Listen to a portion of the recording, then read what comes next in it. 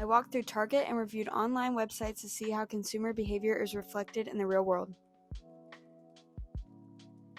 To start off, the concept of holidays, like Christmas as a trigger event, was really evident at Target. The company seemed to focus heavily on the holiday season as part of its marketing strategy and clearly expected the holidays to drive purchases from customers. The entire store was decorated for the holidays, and there was Christmas music playing and messages that went on the speakers explaining how Target was a perfect place to find the perfect gift. They also had tons of limited edition holiday items and signs or advertisement throughout the store promoting certain items as the perfect gift or a great stocking stuffer.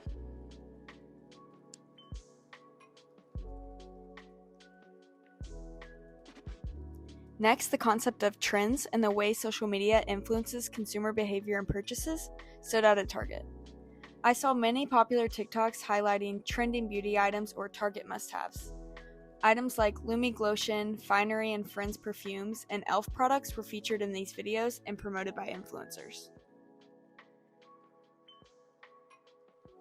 When I looked for these items in the store, there were very few left on the shelves. Their low stock in the store reflects how peer influence and viral trends drive consumer behavior and purchase decisions. Target also seemed to recognize styles and symbols that were trending on social media platforms like bows. Bows have been really popular on TikTok recently, and influencers have been promoting items with bows on them. This trend was evident in the Target Teens section. There were many products in the shape of bows or with bows printed on them. This shows that Target recognized the trend and catered to it, hoping to drive consumer purchases.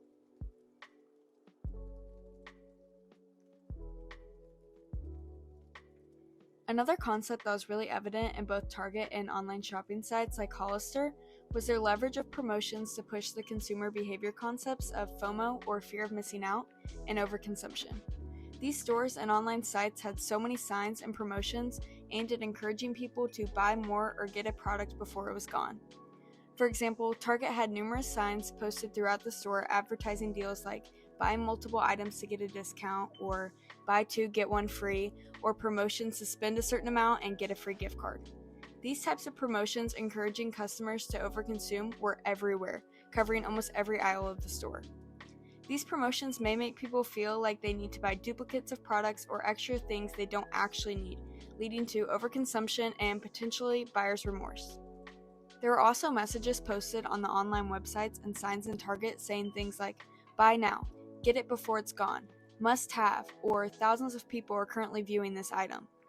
This shows just how much companies understand the power of FOMO when it comes to consumer behavior and know that consumers will often make purchases to avoid missing out on something. The final concept I focused on in Target were brand archetypes, which stood out in different sections of the store. For example, in the baby section, the caregiver archetype was clearly reflected, with packaging focused on keeping babies happy and healthy, and images on the boxes of adults nurturing their smiling babies. Brands like Pampers, Huggies, and Gerber really leaned into this. In the arts and crafts section, the creator archetype was evident, with brands like Crayola, Mondo Llama, and Mr. Sketch. This section was full of color and emphasized creativity, imagination, and self-expression through art. These archetypes help brands connect with shoppers' emotions and make them associate certain feelings and needs with specific products, sections, or brands in the store.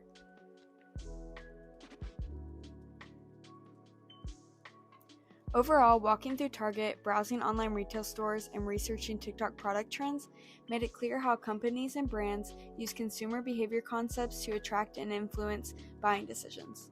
I found it fascinating to see how companies like Target focus on FOMO, holiday triggers, social media trends, and consumers' tendencies to overconsume in their marketing strategies and promotions. It was also interesting to see how Target designed their store layout to highlight brand archetypes, which cater to specific market segments, tell stories about products, and connect emotionally with shoppers. To wrap up my video, I decided to ask some of my friends to reflect on purchases they regret and why they made those purchase decisions originally. After taking this course and learning more about the reasons behind consumer behavior, I think it's important for people to reflect on their own purchase decisions and influences to hopefully avoid overconsumption and buyer's regret in the future. Here are interviews with some of my friends. Lily, what's the last thing you regretted purchasing and why?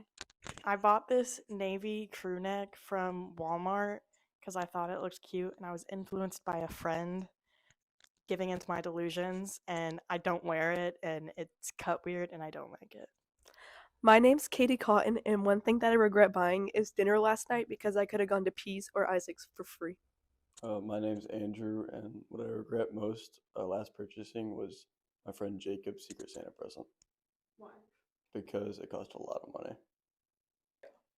My name's Jacob, and I regret buying Cookout the other night because the next morning I felt terrible. So, My name's Sadie, and I regret buying caffeine because now I have a severe caffeine addiction. My name's Andrew, and I regret buying this swig because now that I'm drinking it, I don't think I can handle a 44 ounce. I'm Olivia, and something that I regret buying is a bag from Italy because I just bought it in the moment, but I don't use it. My name is Avery Brown, and I regret buying a wax stick for slickbacks. And I saw it on TikTok, and I never use it. Hey, I'm Paige, and I regret buying anything other than the 2 water bottles that I use. Mexican food from Los Amigos. They don't give you real queso in your quesadillas, and they overcharge you. My name is Chase, and I regret buying a fish for a Secret Santa present for my roommate because he gave it away. I'm Colin, and I regret buying a new Xbox. Why? It was $400 down the drain. Overall, this video helps reveal how closely companies study consumer behavior and trends to market products in a way that make us feel like we need them. It's important to recognize these tactics and reflect on how they shape our choices, not only as consumers, but also when recommending products to others. In the future, I plan to be more mindful of my purchasing habits and the triggers that influence my decisions to hopefully avoid buying things I don't actually need.